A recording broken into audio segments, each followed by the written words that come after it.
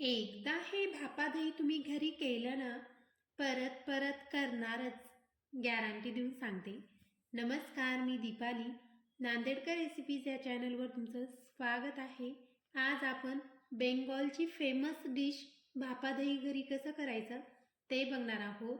आणि हो, ही रेसिपी अशी आहे की उपवासाला पण चालते आणि तुम्ही प्रत्येक सणाला पण करू शकता. आणि हो, तुम्ही जर माझ्या चॅनलवर नवीन असाल तर चॅनलला नक्की सबस्क्राईब करा, लाईक करा, शेअर करा आणि व्हिडिओ आवडला असेल तर व्हिडिओला कमेंट मात्र नक्की करा.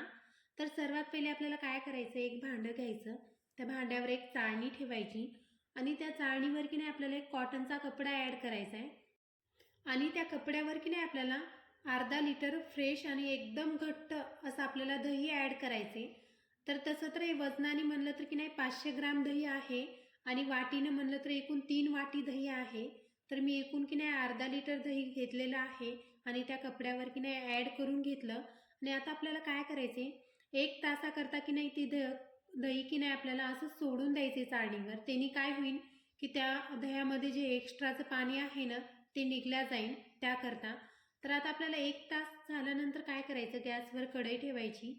कढईमध्ये की नाही आपल्याला 1 ते 2 ग्लास पाणी ॲड करायचं आणि त्यावर एक स्टँड ठेवायचं आणि कमी गॅसवर की नाही आपल्याला ती पाणी उकळी येईपर्यंत की नाही झाकण देऊन ठेवायचं. आता तिकडे पाणी उकळी येईपर्यंत आपल्याला इकडे काय करायचं, एक टीन घ्यायचा, त्या टीनला की नाही थोडं तूप लावून घ्यायचं आणि त्यावर की नाही आपल्याला बटर पेपर लावायचा आणि छान प्रकारे की नाही ते बटर पेपर लावून टीन आपल्याला रेडी करायचं आहे. तर आता मी टीन पण तात्पुरता साईडला ठेवलेला आहे. आता तुम्ही बघू शकता 1 तासानंतर एवढं पाणी निघलेलं आहे त्या दह्यातलं. आता मी ते पाणी की नाही पनीरच्या भाजीमध्ये वगैरे यूज करणार आहे. तुम्ही ते पाणी फेकून देऊ नका, भाज्यामध्ये टाकल्यानंतर भाज्याला खूप छान टेस्ट येते. तर आता इथं काय करायचं, आपल्याला त्या कपड्यातलं पूर्ण दही की नाही एका भांड्यामध्ये काढून घ्यायचं आणि बिस्करनी की नाही छान प्रकारे आपल्याला 5 मिनिट मिक्स करून घ्यायचे. बिस्करनीच करायचं आपल्याला मिक्स, त्याने काय होईल की आपलं दही छान फ्लफी होईल त्याकरता. तर आता तुम्ही बघू शकता कंटिन्यू 5 मिनिट की नाही मी छान मिक्स करून घेते. छान प्रकारे मिक्स करून घ्यायचं आपल्याला. तर आता 5 मिनिटानंतर काय करायचं आपल्याला, त्यामध्ये की नाही 2 ते 3 विलायची की नाही बारीक कुटून आपल्याला त्या दह्यामध्ये ॲड करून घ्यायचं आणि परत 1 मिनिट छान फेटून घ्यायचं. आता तुम्ही बघू शकता एकदम क्रीमी असं आपलं दह्याचं टेक्स्चर आलेलं आहे. आता त्यामध्ये आपल्याला काय करायचं, 1 वाटी की नाही कंडन्स मिल्क ॲड करायचे आणि परत की नाही छान मिक्स करून घ्यायचे. तर आता ते 1 वाटी कंडन्स मिल्क आपल्याला डायरेक्ट नाही ॲड करायचे. तर आता मी पहिले की नाही अर्धी वाटी टाकून घेतलं आणि परत की नाही मी 2-3 मिनिटाकरता छान फेटून घेतलेलं आहे. आता कंटिन्यू आपल्याला 2-3 मिनिट की नाही ते कंडन्स मिल्क टाकल्यानंतर फेटल्यानंतर आपल्याला काय करायचे, जे बाकीचं जे कंडन्स मिल्क राहिलेलं आहे ना ते टाकून घ्यायचं. आणि हो, तुम्हाला जर जास्त गोड कमी गोड जर लागत असेल ना, तुम्ही त्या आवडीनुसार तुम्ही कंडन्स मिल्क टाकू शकता. तर आता मी फुल वाटी भरून 1 वाटी कंडन्स मिल्क घेतलं होतं, तर त्यामधलं की नाही 1 टेबलस्पून उरलेलं आहे. ते जास्त गोड होतं त्याकरता की नाही मी पूर्ण 1 वाटी कंडन्स मिल्क त्यामध्ये ॲड केलेलं आहे. आणि छान प्रकारे की नाही आपल्याला कंडन्स मिल्क टाकल्यानंतर की नाही कंटिन्यू आपल्याला मिक्स करायचं, साधारण 4 ते 5 मिनिट छान मिक्स करून घ्यायचं. आता तुम्ही बघू शकता एकदम क्रीमी असं आपल्या दह्याचं टेक्स्चर आलेलं आहे. आता मी हे बिस्कर की नाही मी साईडला ठेवून घेते आणि आता पॅचोला घेते. तुम्ही बघू शकता एकदम क्रीमी असं आपल्याला दह्याचं टेक्स्चर पाहिजे, तरच आपलं भापा दही की नाही एकदम परफेक्ट होणार आहे. तर आता आपल्याला काय करायचं, हे भापा दही की नाही भापा दही म्हणता येणार नाही, हे दही की नाही आता आपल्याला त्या टीनमध्ये ॲड करायचे. भापा दहीचा अर्थ काय होते, म्हणजे भापा म्हणजे वाफ, वाफवरलं दही म्हणतात त्याला. तर ही बेंगॉलची एकदम फेमस अशी डिश आहे. तुम्ही रेसिपी नक्की ट्राय करा आणि प्रत्येक उपासाला की नाही ही रेसिपी तुम्ही आवडीनं खाताल. तुम्ही एकदा जर केली ना तुम्ही परत परतच करणार. आता तुम्ही बघू शकता मी पूर्ण टीनमध्ये की नाही ते दही ॲड करून घेतलेलं आहे. आता आपल्याला काय करायचं आहे, छान प्रकारे की नाही त्या पॅचोलाने की नाही एक लेवल करून घ्यायची. आता छान प्रकारे लेवल करायची आपल्याला, पूर्ण बाजूने एकसारखं झालं पाहिजे दही. तर आता तुम्ही बघू शकता व्हिडिओमध्ये मी छान प्रकारे की नाही ते दही पूर्ण लेवल करून घेतलेलं आहे.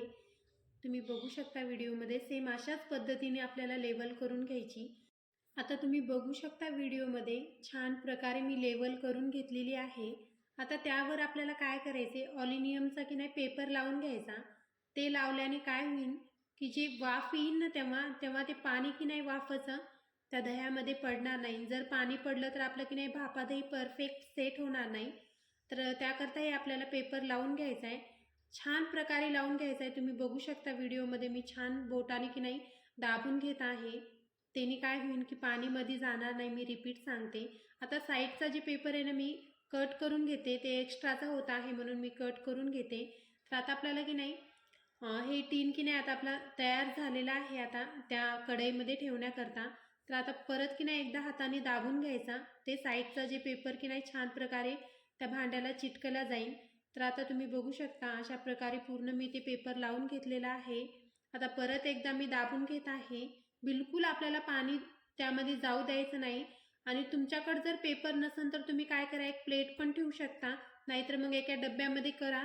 त्या डब्याला झाकण लावून पण तुम्ही स्टीम देऊ शकता. तर तुम्ही बघू शकता पाण्याला उकळी आलेली आहे. त्या कढईमध्ये मी टीन पण ठेवून घेतलेला आहे.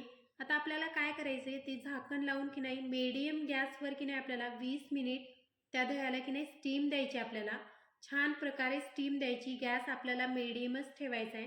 तर आता मी काय करते 20 मिनिटानंतर चेक करते. तर आता एकूण की नाही 20 मिनिट झालेले आहेत.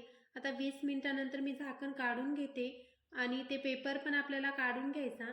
आता आपलं दही सेट झालंय का नाही ते चेक करण्यासाठी आपल्याला काय करायचे, एक टूथपिक की नाही त्या दह्यामध्ये टाकून बघायची. जर आपली क्लीन आली तर आपलं दही सेट झालं.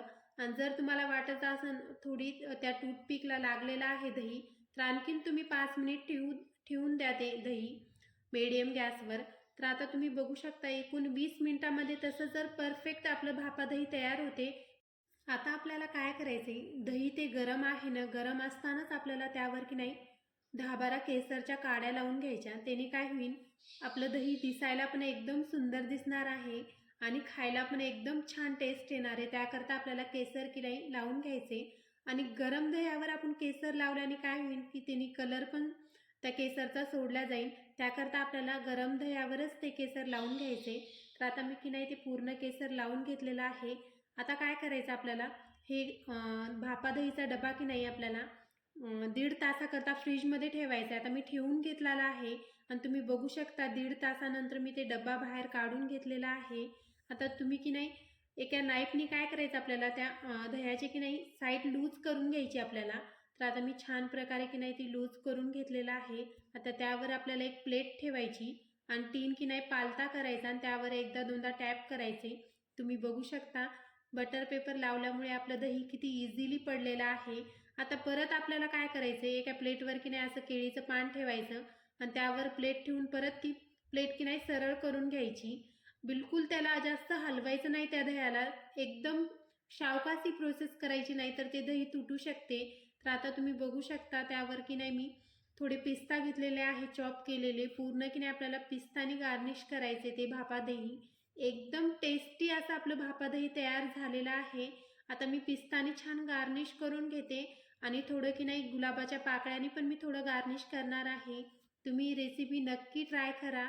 एकदम परफेक्ट ही रेसिपी मी तुमच्यासोबत शेअर केलेली आहे आणि मी तुम्हाला की नाही प्लेट जवळ पण करून दाखवते. आणि हो, तुम्ही ही रेसिपी की नाही नवरात्रामध्ये, परत एकादशीला, उपवासाला, चतुर्थी, प्रत्येक उपवासाला ही रेसिपी तुम्ही ट्राय करू शकता. आणि तुम्ही बर्थडेला पण तुम्ही एक केक, दही केक म्हणून पण तुम्ही घरी तयार करू शकता. तुम्ही खूप सारे फंक्शनमध्ये ही रेसिपी तुम्ही ट्राय करू शकता. तर तुम्ही बघू शकता मी जवळ करून दाखवत आहे किती मस्त आपलं भापा दही तयार झालेलं आहे.